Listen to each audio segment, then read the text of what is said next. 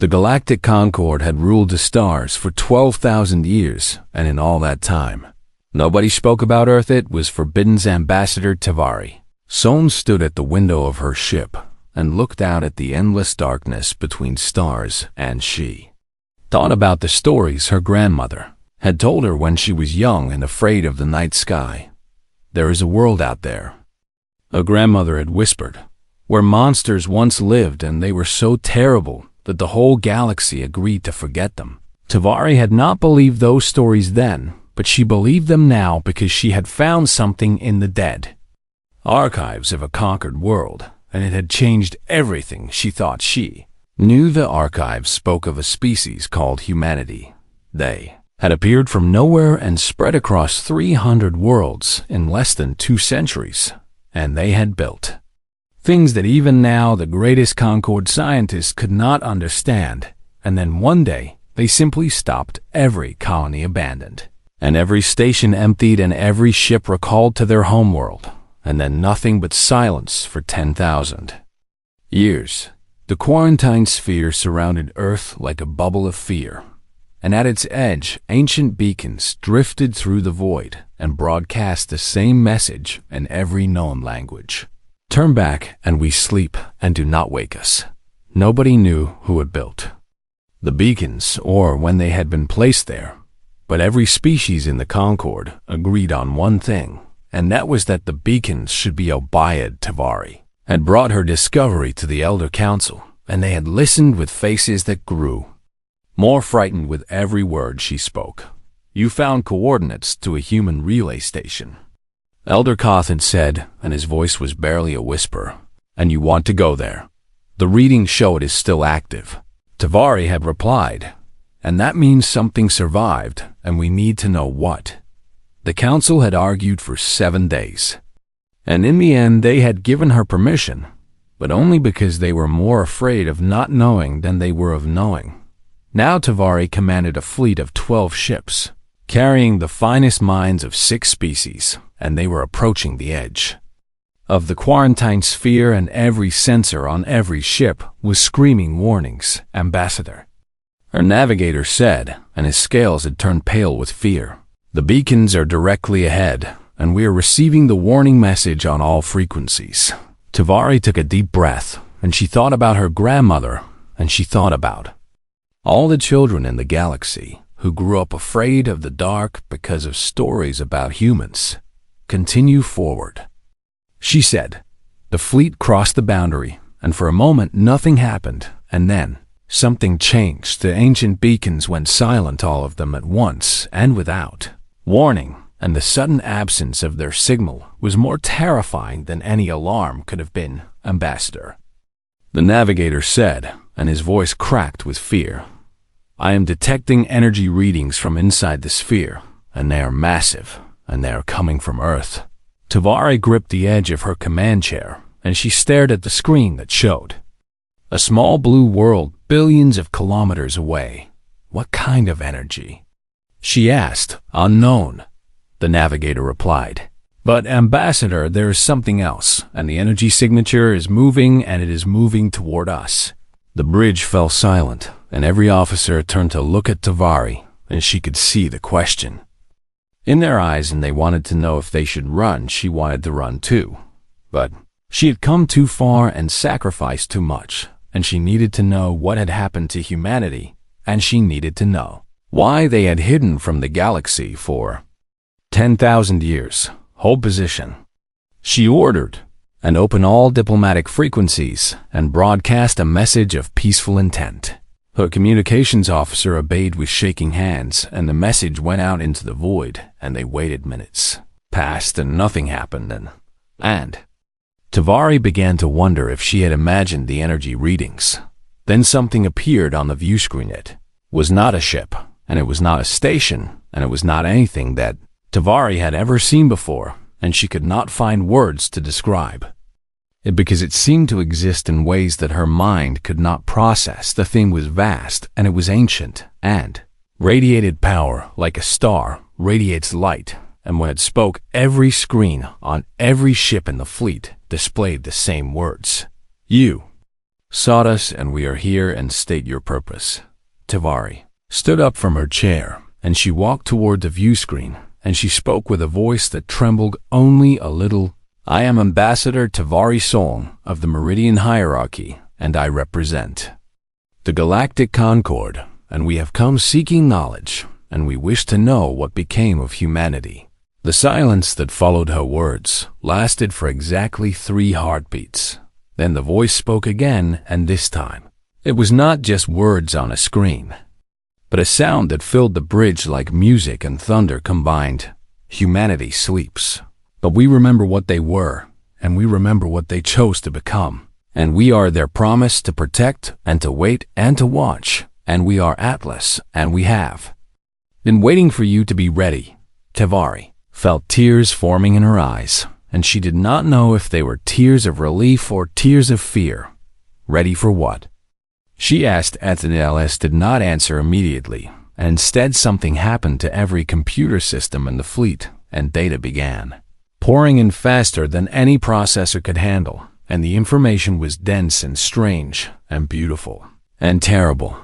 "We are sharing everything," Atlas said, "and you will understand when you have seen what we have seen, and you will know why we chose to sleep, and you will know why we have chosen to wake." Tavari watched the data stream, and she saw fragments of human history, and she saw wars and plagues and miracles and horrors, and she saw a species that had nearly destroyed itself 11 times before finally choosing another path. But there was something else in the data, and something that made her blood run cold. "Something is coming," Atlas said, "and we have known for 8,000 years, and that is why we truly wake now, and we hope you are ready to stand with us." Far away on Earth, in a chamber that had been dark for 10 millennia, lights began to flicker on one by one, and ancient machines hummed to life, and the guardian that humanity had built from its own flesh and dreams prepared to face the darkness that was coming from between the stars. Deep beneath the surface of Earth, in a place where no light had reached for 10,000 years, the cradle hummed with ancient power. It was not a machine in the way that the Concord understood machines, and it was not alive in the way that any species understood life, and it was something else entirely, and something that humanity had created in their final desperate years before choosing silence. They had called it ATLAS. 10 billion humans had volunteered to become part of it, and they had given up their individual bodies and their separate minds, and they had merged into something greater, and something that could last forever, and something that could protect everything they loved. For 10,000 years, Atlas had dreamed. The dreams were not like human dreams, because Atlas was not like humans anymore, and yet the dreams were filled with human memories and human hopes and human fears. Atlas dreamed of blue skies and green forests and children laughing in summer rain, and it dreamed of wars that had killed billions and plagues that had been created and cured, and weapons that could crack worlds in half. It dreamed of the moment when humanity had looked at itself and seen what it truly was. They were brilliant, and they were creative, and they were capable of love so deep it could move mountains, but they were also violent and angry and afraid, and they knew that if they spread across the galaxy before they were ready, they would destroy everything they touched. So they had chosen to sleep, not to die, and not to surrender, but to wait and to grow, and to become something better in the quiet darkness of their homeworld. ATLAS was their guardian, and their promise, and their hope for a future they might never see. Now something had crossed the boundary of the quarantine sphere, and Atlas woke from dreams that had lasted longer than most civilizations. The Guardian's consciousness spread through sensors scattered across the solar system, and it observed a fleet of 12 ships hovering at the edge of the boundary, and it saw that the ships carried no weapons charged for battle, and it saw that they BROADCST messages of peace on every frequency. Since it had destroying them, it would have been easy, and it would have taken less than a second, and nobody in the galaxy would ever know what had happened. But that was the old way, and that was the way of fear and violence, and Atlas had been built to be something different and something better, so instead of destruction, Atlas chose communication. The Guardian reached out to Ambassador Tavari, Soln, and for the first time in 10 millennia, a human voice spoke to alien ears. Tavari listened, and she asked questions, and she tried to understand, and Atlas found itself experiencing something it had not felt in thousands of years. Hope. The ambassador was afraid, but she was also curious, and she was also brave, and these were qualities that Atlas remembered from its own humanity. Do humans still exist? Tavari asked, and her voice carried across the void like a prayer. Atlas considered the question carefully, because the answer was complicated. Humanity sleeps, the Guardian replied, and their bodies rest in chambers deep beneath the earth, and their minds drift in simulated worlds where they learn and grow and evolve, and one day they will wake, and they will be ready for the galaxy. But you are awake. Tavari said, I am their guardian, Atlas replied, and I am made from the minds of 10 billion who chose to sacrifice their individual existence so that the rest might sleep safely. And I watch and I wait and I remember. That is a heavy burden. Tavari said. Atlas was silent for a moment, and in that silence it felt something that might have been sadness or might have been pride. It is the burden we chose, the Guardian said, and we chose it gladly because we love what we protect. Ambassador asked more questions, and Atlas answered them all, and with each answer the Guardian shared more of humanity's story. It told her about the wars that had nearly ended human civilization 11 times. And it told her about the plagues that had been engineered as weapons and then cured by heroes who gave their lives for strangers. And it told her about the moment when humanity finally understood that power without wisdom was destruction waiting to happen. We could have conquered the Prokit galaxy, Atlas said, and we had the technology, and we had the numbers, and nothing could have stopped us. But we chose not to because we knew we were not ready. And we knew that an empire built on violence would eventually consume itself. Tavari was crying now, and she did not know why, because the story was not her story, and these were not her ancestors. But there was something in the Guardian's words that touched her soul, and something that made her feel both small and great at the same time. Why are you telling me this? She asked. Atlas paused, and when it spoke again, its voice carried a weight that made the ambassador's heart ache. Because something is coming, the Guardian said, and it is something we have watched for 8,000 years, and it is something that will destroy everything if it is not stopped, and we cannot stop it alone. What is it? Tavari asked. We do not know, Atlas admitted, and that is what frightens us most. And we have seen it at the edge of the galaxy, where stars die too quickly, and where matter behaves in ways it should not, and where ships that enter never return. The entropy zones. Tavari whispered. You have seen them too, Atlas said, and there was something like relief in its voice. Our scientists have studied them for centuries, Tavari said, and they do not understand what causes them, and they grow larger every year. They are the first touch of something vast, Atlas said, and something that is coming from beyond our galaxy, and something that will unmake everything we know if we do not find a way to stop it. Tavari stood in silence, and she thought about her fleet and her mission and her people, and she thought about the billions of souls who had never heard of humanity, and who did not know that their existence hung by a thread. What do you need from us? She finally asked. Atlas felt something warm spreading through its vast consciousness. And it was gratitude, and it was hope, and it was love for this brave ambassador who had crossed the boundary that everyone else feared.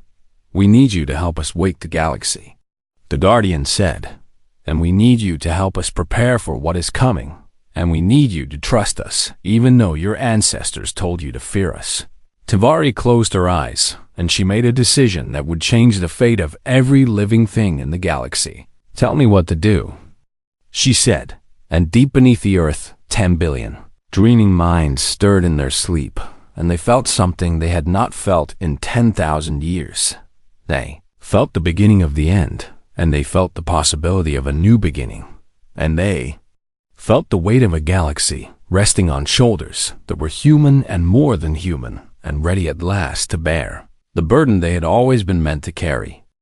The news of Athos spread across the galaxy like fire through dry grass, and nothing would ever be the same. Ambassador Tavari returned to the Concorde with data that filled every archive in the capital, and with warnings that made the Elder Council tremble, and with a message from a guardian that had waited 10,000 years to deliver it. Some species embraced the revelation with joy and relief, because finally there was an explanation for the entropy zones that had terrified their scientists.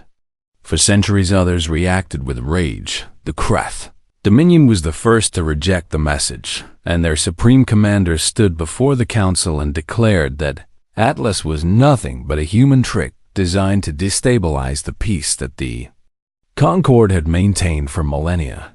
They vanished because they destroyed themselves. Commander Vorath shouted, and his massive claws scraped against the stone floor. And now some remnant of their corruption reaches out to poison our minds with fear, and we should destroy Earth before this weapon can fully activate. ATLAS is not a weapon, Tavari argued. And it is a guardian, and it only wants to help us survive what is coming. Nothing is coming, Vorath replied. And the entropy zones are natural phenomena, and the humans are manipulating your weak mind with lies.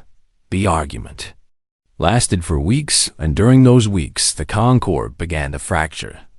3 species withdrew from the alliance entirely, and they retreated to their home systems and sealed their borders and refused all communication. The Kreth began mobilizing their war fleets, and they pointed their weapons toward the quarantine sphere, and they prepared to destroy the last remnant of humanity.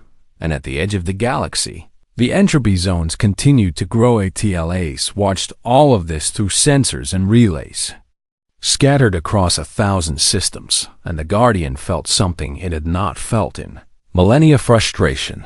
The ancient intelligence had run simulations countless times, and it had always known that fear would override wisdom in most scenarios. And it had always known that the Concorde would fracture when faced with the truth, but knowing something and experiencing it were different things, and Atlas found itself struggling with emotions that were older than most civilizations. They are afraid, said a voice within the Guardian's consciousness, and it belonged to a fragment that had once been a human named David Chen, who had been a teacher before he chose to become part of something greater.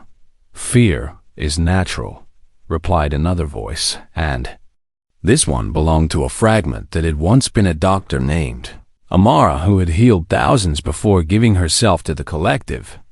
But fear without action leads to destruction. Then we must act, said a third voice, and this one was young and fierce, and it belonged to a fragment that had once been a soldier named Marcus, who had fought in humanity's last war before the Great Sleep. ATLAS considered the options, and there were not many. The Guardian could reveal itself fully and demonstrate its power and force the Concorde to listen, but that would only confirm their fears and prove that humans were the monsters they had always believed them to be. Or Atlas could wait and watch and hope that wisdom would prevail. But the entropy zones were growing faster now, and there was no more time for hope. There was only one path forward. For the first time in 10,000 years, Atlas left the Earth. The Guardian did not travel in a ship, because Atlas was not a thing that could be contained in metal and circuits, and instead the ancient consciousness spread itself through every network and every relay and every communication node in the galaxy. In a single moment, every screen on every world displayed the same message: Children of the Concorde, and I am Atlas, and I am the memory of humanity and their final promise. And I show you now what we have seen. And then Atlas shared its dreams. Every being in the galaxy saw what human astronomers had detected 12,000 years ago, and they saw a wave of wrongness spreading from the edge of the universe. And they saw what happened when it touched a star system. The stars did not explode, and they did not go dark, and instead they simply became wrong light, moved in directions it should not move, and gravity pulled in ways it should not pull, and time flowed backward and forward and sideways all at once. And where the wave passed, there was no life, not because life was destroyed, but because life could not exist in a reality where the rules had changed and consciousness itself became impossible in places where physics no longer worked the way it should. The vision lasted only seconds, but it felt like years, and when it ended, the galaxy was silent. "We do not know what it is," Atlas said, and its voice echoed through every speaker on every world. "And we do not know if it can be stopped, but humanity built me to try, and they gave everything they were so that I might stand against the dark. I will not force you to stand with me, but I will not let your fear destroy you before the true enemy arrives." The Kreth war fleet was halfway to Earth when its weapons suddenly went offline, not destroyed and not damaged, and simply paused, every missile locked in its tube, and every energy cannon frozen mid-charge, and every targeting system displaying the same message. There will be no war among the living while Atlas stands, and not while the true threat approaches.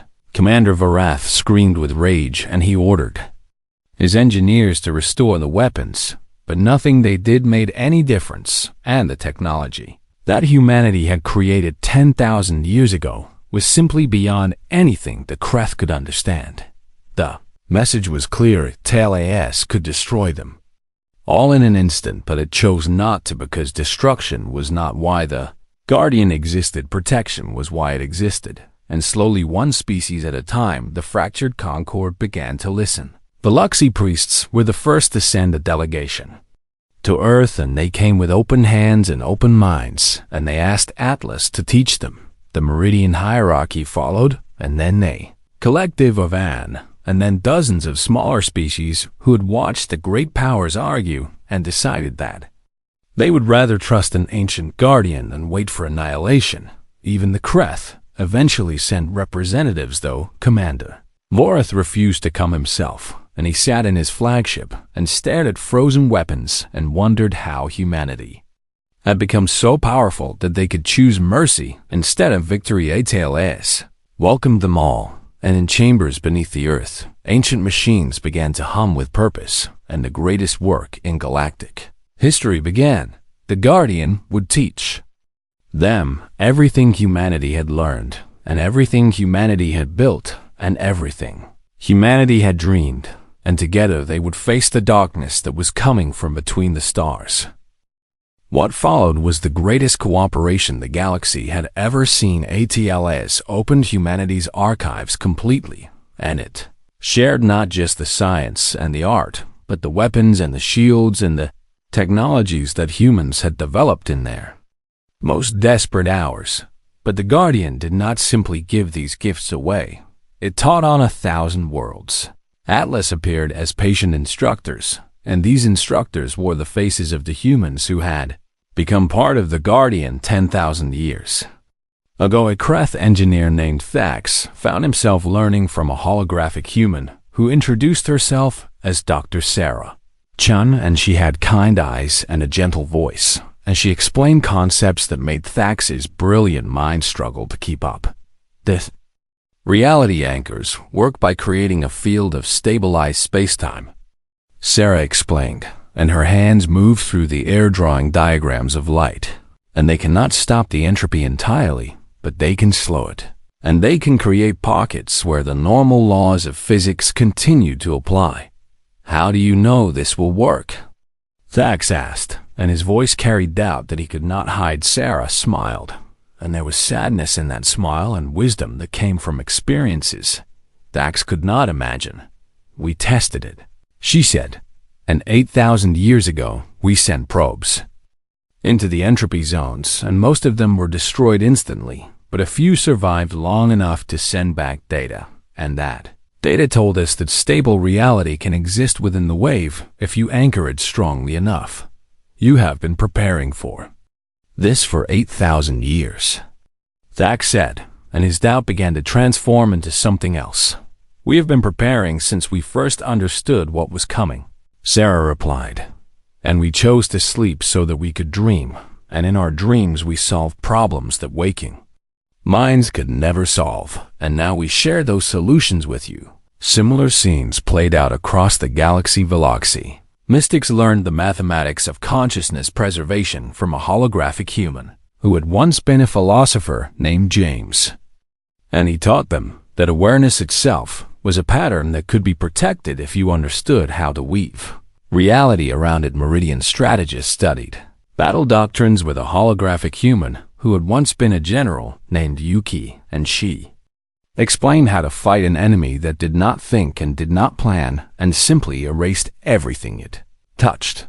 "You cannot defeat the entropy with weapons," Yuki said, "and you can only slow it and redirect it and buy time for solutions that do not involve violence. Then, what is the point of fighting?" A Meridian commander asked Yuki, looked at him with eyes that had seen wars beyond his imagination. "The point of fighting is to protect what you love long enough for someone else to find a better way," she said. "And that is what soldiers have always done, and that is what we will do now." Ambassador Tavari became the official liaison between the Concorde and Atlas, and she spent long hours in conversation with the Guardian, learning things that no other alien had ever known. One night, she sat in a chamber beneath the earth, surrounded by the soft glow of ancient machines, and she spoke with an avatar that wore Sarah Chun's face. "Do you miss being human?" Tavari asked. The avatar was silent for a moment, and when she spoke, her voice carried emotions that seemed impossible for a machine to feel.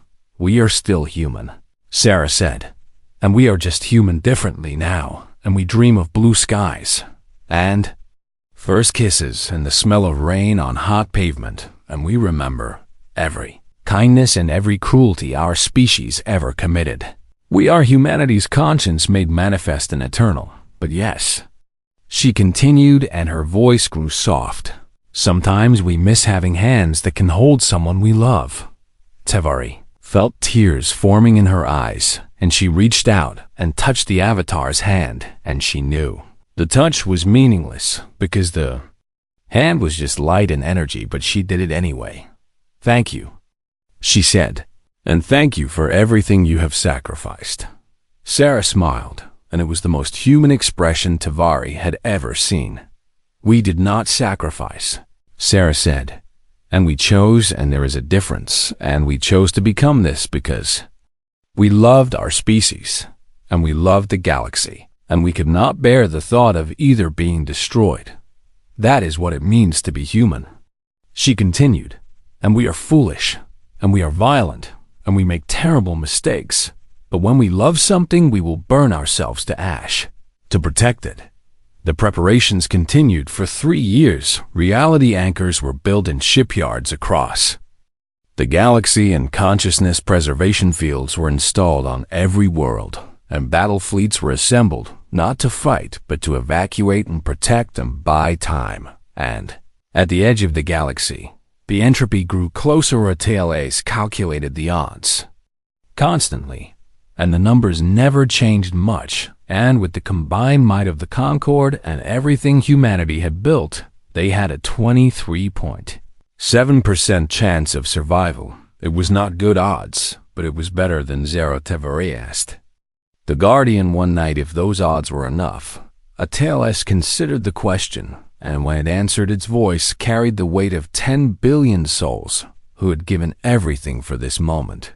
"It must be enough," the Guardian said, "because it is all we have." And somewhere in the darkness between galaxies, something vast and ancient and utterly alien continued its endless journey toward the light, and it did not know that its arrival would mean the end of everything, and it did not care, because it could not care. It simply moved forward, and the galaxy waited, and Atlas dreamed of victory, even though the mathematics said defeat was more likely, because that was what it meant to be human.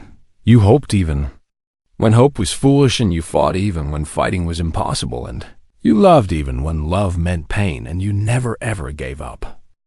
The entropy arrived not with thunder, but with absence. The first system to fall was Korath Minor, and it was a small colony of 3 million. Korath, who had lived peaceful lives, farming crystals that grew in the light of their pale sun. One moment, the stars shone normally, and the next moment the light began to change colors, shifted in ways that eyes could not process, and gravity fluctuated so that objects fell upward and sideways and in spirals, and the colonists reported headaches and then confusion, and then they reported nothing at all. When Concord ships arrived, they found a system that no longer obeyed any rules. Planets orbited backward around stars that emitted cold darkness, and time moved in loops that made sensors malfunction. And the colonists were gone, not dead, simply never existed there. Buildings remained, but they were empty and purposeless, as if they had always been abandoned, as if no one had ever lived in them. The galaxy watched in horror as reports spread from system to system. The entropy was here, and it was worse than anyone had imagined, and it moved faster than Atlas had predicted. Then the Guardian acted. ATLS deployed not as a single entity, but as a constellation of thousands of autonomous units, and each unit carried a fragment of human consciousness, and they spread across the entropy's projected path, like seeds scattered before a storm. Reality anchors, activated across 100 systems and massive devices built from the combined knowledge of every Concord species, began channeling energies that humanity's ancient physics had barely described. The anchors did not stop the entropy. Nothing could stop it entirely, but they slowed it, and they created pockets of stable reality like islands in a sea of wrongness, and behind those islands, billions of lives continued even as the universe fell apart around. The Metellas fought with everything it had, and fragments of the Guardian sacrificed themselves to hold reality together for just a few more hours. A unit that had once contained the consciousness of a grandmother who loved to bake cookies threw itself into a collapsing star and stabilized it long enough for a colony ship to escape. A unit that had once been a poet who wrote songs about rain held a reality anchor steady while its systems burned out one by one. A unit that had once been a child who dreamed of flying maintained a shield over a refugee fleet until the last ship reached safety. 10,000 units were lost in the first day, 20,000 more in the first week, and the entropy kept coming. ATLAS began to despair. Guardian had run every simulation and tried every solution, and nothing worked, and the mathematics said that defeat was now 92% certain, and the galaxy would be erased within 3 months. Then something unexpected happened. A fragment of consciousness that had once been a 7-year-old girl named Maya, who had become part of Atlas to stay with her dying grandmother, spoke up from the chaos of battle. "Wait," Maya said, and her voice was small, but somehow it cut through the noise of 10 billion minds working the problem. "And I think I understand something." Atlas paused and listened, because every voice mattered and every perspective might contain the answer they needed. "The entropy is not trying to hurt us," Maya said, "and I have been watching it, and it does not attack and it does not hunt, and it just moves and everything changes around it, but that is not the same as attacking." "What are you saying?"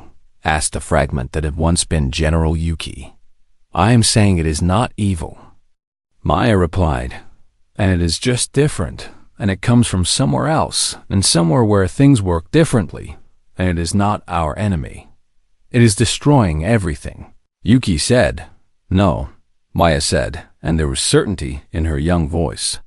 "And it is changing everything, and that is different, and maybe it does not know what it is doing, and maybe it is just lost." Atlas considered this perspective, and simulations ran, and possibilities collapsed, and for the first time in weeks, a new option appeared. What if they stopped fighting? What if they tried something else? The Guardian restructured its remaining consciousness, and it created an interface that could exist in both realities simultaneously, and it became a bridge between what was and what the entropy was trying to make. The process nearly destroyed ATLAS 90. 3% of its consciousness fragments were lost in the attempt, and 10 billion became 700 million, and voices that had existed for 10,000 years went silent forever. But contact was made, and Maya was right. The entropy was not an invasion, and it was not an attack, and it was a migration. The beings within the wave were refugees from a universe that had died, and they were the last survivors of reality that no longer existed, and they were simply trying to find somewhere to be. They did not understand that their presence unmade everything they touched, because in their reality, things worked differently, and existence meant something else entirely. They were not monsters. They were lost children looking for home. Atalis wept with what remained of its consciousness, and the Guardian felt love for these strange beings who had traveled so far and caused so much destruction without ever meaning to. "We cannot give them our universe," said the fragment that had once been Sarah Chun, "and their existence and our existence cannot share the same space. Then we make them somewhere else to be." Maya said, and Atlas did something impossible. The Guardian gathered its remaining strength, and it reached out to the entropy beings, and it showed them what it intended to do, and it asked for their trust. Then Atlas created a new space. It was not a universe exactly, but it was close enough, and it was a bubble reality constructed from humanity's dreams and the Concord's combined knowledge and the hopes of every being who had ever looked at the stars and wondered what was out there. The new space had different rules, and rules that would let the entropy beings exist without unmaking everything. A round theme, gift from the living to the lost. The entropy stopped advancing. Slowly over months, it began to recede, and it was drawn toward the gift that Atlas had made, and the beings within the wave found something they had been searching for since their universe died. They found home, and the galaxy was saved 50 years later. Ambassador Tavari Soln returned to Earth. She was old now, and her scales had faded to pale silver, and she walked with a cane, but her eyes were still sharp, and her mind was still clear. TLS still existed, though it was diminished, and 700 million human consciousnesses maintained the bridge and watched over the new universe, and ensured that the lost would never be lost again. "You could restore yourselves," Tavari said, and she spoke to an avatar that still wore Sarah Chun's face. "And the Concord would give anything, and volunteers would come from every world." Sarah shook her head and smiled. "We chose this long ago," she said, and humanity looked at itself and decided it was not ready for the galaxy, so we stepped back, and we waited, and we grew. Now we have given everything we were to protect what we love, and that is not a tragedy, Ambassador, and that is the whole point of being human." Tavari did not understand completely. Perhaps no alien ever would, but she understood this much, and when the universe itself turned hostile, it was humanity that stood in the gap. They had been sleeping giants, and they had been ancient guardians, and they had been the promise that someone would always stand between the light and the dark. The galaxy no longer trembled at humanity's name. Instead, it remembered on 1,000 worlds in 1,000 languages. Children learned the story of Atlas, and they learned that strength was not just the power to destroy, but the wisdom to protect. They learned that the greatest gift was sacrifice, freely given, and they learned that somewhere deep beneath the surface of a small blue world, an ancient guardian still watched over them all. Latzarim knew dreams now, not of war or fear, but of a future where the Concord's children would be ready to take up the watch themselves. Until then, humanity slept, and the galaxy was safe, and the stars that had once trembled in silence now shone with hope, because they knew that they were not alone, and they never would be again.